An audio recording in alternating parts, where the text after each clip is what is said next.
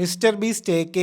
ജിമ്മിന്റെ എതിരായിട്ടുള്ള അലിഗേഷൻസും കോൺട്രവേഴ്സീസ് ഒക്കെ എക്സ്പ്ലെയിൻ ചെയ്യുന്ന വീഡിയോന്റെ മൂന്നാമത്തെ പാർട്ടാണിത്. ഏറ്റവും ഡാർക്ക് ആയിട്ട് എനിക്ക് തോന്നിയ കോൺട്രവേഴ്സി ഇതാണ്. ഇന്റർനെറ്റിൽ ഷാഡ്മാൻ എന്ന് പറഞ്ഞിട്ട് ഒരാളുണ്ട്. 1 മില്യന്റെ അടുത്ത് സബ്സ്ക്രൈബേഴ്സ് ഒക്കെ ഉണ്ട് എക്സിൽ. പുള്ളിക്ക് ഒരു വെബ്സൈറ്റ് ഒക്കെ ഉണ്ട്, ഷാഡ് ബേസ് എന്നാണ് പേര്. അപ്പൊ പുള്ളി ഒരു ആർട്ടിസ്റ്റ് ആണ്. എന്താണ് പുള്ളി വരയ്ക്കുന്നതെന്ന് വെച്ച് കഴിഞ്ഞാൽ ലോലിക്കോൺ എന്ന് പറഞ്ഞിട്ട് ജപ്പാനീസ് കൾച്ചറിലുള്ള ഒരു സംഭവമാണ്. ലോലി എന്നും അറിയപ്പെടും. ഈ ലോലി എന്ന് പറയുന്നത് ലോലിറ്റ എന്ന് പറഞ്ഞൊരു ബുക്ക് ഉണ്ട്, അതിന് ബേസ് ചെയ്തിട്ടാണ് ഈ പേര് വന്നിരിക്കുന്നത്. ഒരു മൈനർ ആയിട്ടുള്ള അണ്ടർ ഏജ് ആയിട്ടുള്ള ഒരു പെൺകുട്ടിയോട് ഒരു അഡൽട്ടിന് തോന്നുന്ന ഇഷ്ടമാണ് അല്ലെങ്കിൽ ഒരു സെക്ഷൽ അഫെയർ ആണ് ഈ ലോലിറ്റ എന്ന് പറഞ്ഞിട്ടുള്ള ബുക്കിലും ഈ ലോലിക്കോണിലും ഉള്ളത്. അപ്പൊ ഇങ്ങനെ ലോലി തീമിൽ ഗ്രാഫിക് നോവൽ വരയ്ക്കുന്ന ആളാണ് ഈ ഷാഡ്മാൻ. അതായത് ഇന്റർനെറ്റിലെ അണ്ടർ ഏജ് ആയിട്ടുള്ള പേഴ്സണാലിറ്റീസ് ഒക്കെ ഉണ്ടല്ലോ, അവരെയൊക്കെ വെച്ചിട്ട് ഭയങ്കര വൾഗർ ആയിട്ടുള്ള ഗ്രാഫിക് നോവലൊക്കെയാണ് ഇയാൾ വരയ്ക്കുന്നത്. എത്ര ഡാർക്ക് ആയിട്ടുള്ള ആളാണെന്ന് മനസ്സിലായല്ലോ. എന്നാൽ ഇയാളുടെ ട്വിറ്റർ ഉണ്ടല്ലോ, ട്വിറ്ററിൽ ഒരുപാട് കമന്റ്സും പോസ്റ്റുകൾ ഇയാളെ ടാഗ് ചെയ്തിട്ടൊക്കെ ഏവിയും മിസ്റ്റർ ബീസ്റ്റും ഇന്ററാക്ട് ചെയ്തിട്ടുണ്ട്. അതിന്റെയൊക്കെ പ്രൂഫ് നമുക്ക് കാണാൻ പറ്റും. ഏവ ഓപ്പൺ ആയിട്ട് പറഞ്ഞിട്ടുണ്ട്